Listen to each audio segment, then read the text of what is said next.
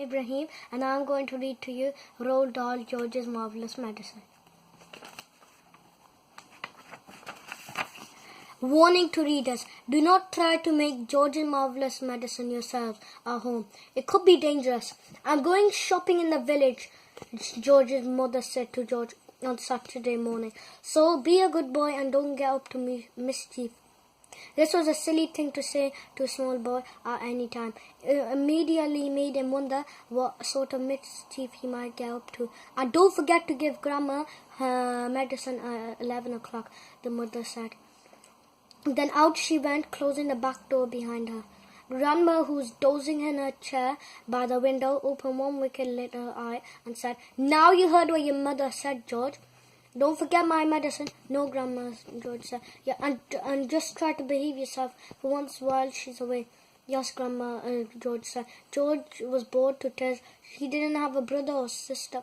His father was a farmer, and the farm they lived on was miles away from anywhere, so there was never any children to play with. He was tired of staring at pigs and hens and cows and sheep. He was especially tired of to live in the same house as that grisly old Grunion of Grandma.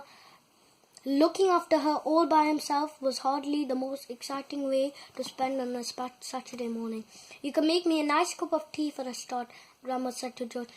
"I'll keep you out of mischief for a few minutes." "Yes, Grandma," George said. George couldn't help disliking Grandma. She was a selfish, grumpy old woman. She had pale brown teeth and a small puckered-up mouth like a dog's bottom. How much sugar in your tea today, Grandma?" George asked her. "1 spoon," she said, "and no milk." Most grandmothers were lovely, kind, and helpful old ladies, but not this one. She spent all day and every day sitting in a chair by the window, and she was always complaining, grouching, grumbling, dripping about something or other. Never once on her best day she smiled at George and said, "Well, how are you this morning?" Or, "Why don't you and I have a game of snakes and ladder?" Or, "How was school today?" She didn't even seem to care about other people, only about herself. She was a miserable old grouch. George went to the kitchen and made Grandma a cup of tea with a tea bag. He put 1 spoon of sugar in it and no milk. He stirred the sugar well and carried the cup to the living room. Grandma sipped the tea. It's not sweet enough," she said. "Put more sugar in." George took the cup back to the kitchen and added another spoonful of sugar. He stirred it again and carried it carefully into Grandma. "Where's the saucer?" she said. "I won't have a cup without a saucer." George fetched a saucer. "And what about the teaspoon, if you please?" "I've stirred it for you, Grandma. I stirred it well." "I'll stir my own tea, thank you very much," she said. "Fetch me a teaspoon." George fetched her a teaspoon. When George's mother or father was at home, Grandma never ordered George about like this. It began treating him badly. "You know what's the matter with you?" the old woman said, staring at George over the rim of the teacup with those bright, wicked little eyes. "You're growing too fast. Boys who grow too fast become stupid and lazy." "But I can't help it if I'm growing fast, Grandma," George said. "Of course you can't," she snapped. "Growing a nasty, childish habit." "But we have to grow, Grandma. If we didn't grow, we'd never be grown up." "Rubbish, boy. Rubbish," she said. "Look at me. Am I growing? Certainly not." "But you did once." "Only very little," the old woman answered. "I gave up growing when I was extremely small, along with all the other nasty childish habits, like laziness and disobedience and greed and sloppiness and untidiness and stupidity." "You haven't given up any of these things, haven't you?" "I'm still only a little boy, Grandma." "You're 8 years old," she snorted. "That's old enough to know better. If you don't stop growing soon, it'll be too late." "Too late for what, Grandma?" "It's ridiculous," she went on. "You're nearly as tall as me already." George took a good look at Grandma. She was certainly a very tiny person.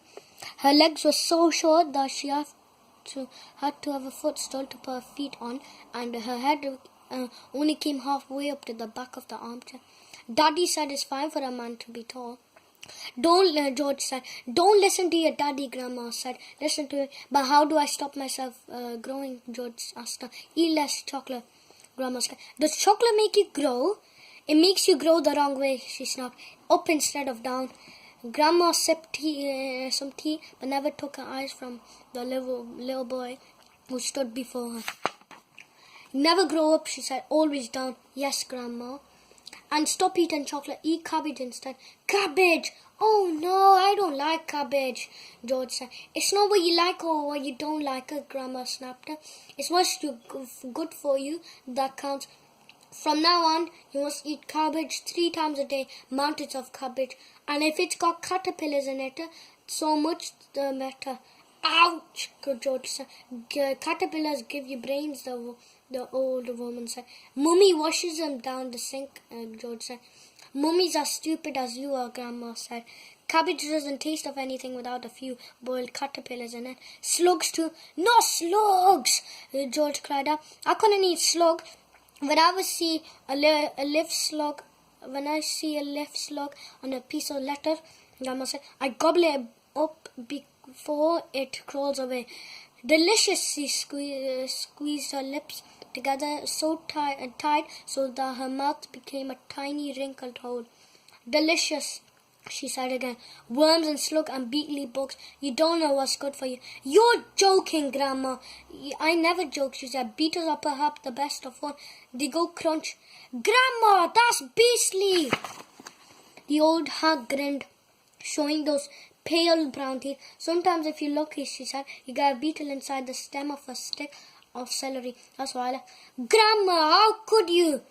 You find all sorts of nice things in stuck of old celery, the old woman went on. Sometimes it's earwigs. I don't want to hear about it, cried George. A big fat earwig is very tasty, Grandma said, licking her lips. But you've got to be very quick, my dear. When you put one of those in your mouth, it has a pair of sharp nippers on its back end, and if it grabs your tongue with those, it never lets go. So you've got to bite the earwig first, chop before it bites you. George started edging towards the door. He wanted to get as far away as possible from this filthy old one. You're trying to get away from me, aren't you? She said, pointing a finger straight at George's face. You're trying to get away from Grandma. Little George stood by the door, staring at the old hag in the chair. She stared back at him. Could it be, George wondered, that he was a witch? He had always thought witches were only in fairy tales, but now he is not so sure. Come closer to me, little boy, she said, beckoning to him with a horny finger. Come closer to me and I will tell you secrets. George didn't move. Grandma didn't move either. I know a great many secrets, she said, and suddenly she smiled. It was a thin, icy smile, the kind of snake might make before it bites you. Come over here to Grandma, she'll whisper secrets to you. George took a step backwards. Step backwards, edging closer to the door. You mustn't be frightened of your old Grandma, she said, smiling the icy smile. George took another step backwards. Some of us, she said, and all at once, she was leaning forward in a chair and whispering in a throaty sort of voice George had never heard her use before. Some of us, she said, have magic powers that can twist the creatures of this earth into wondrous shapes. A tingle of electricity flashed down the length of George's spine. He began to feel frightened. Some of us, the old woman went on, have fire on our tongues and sparks in our bellies and wizardy in the tip of fingers.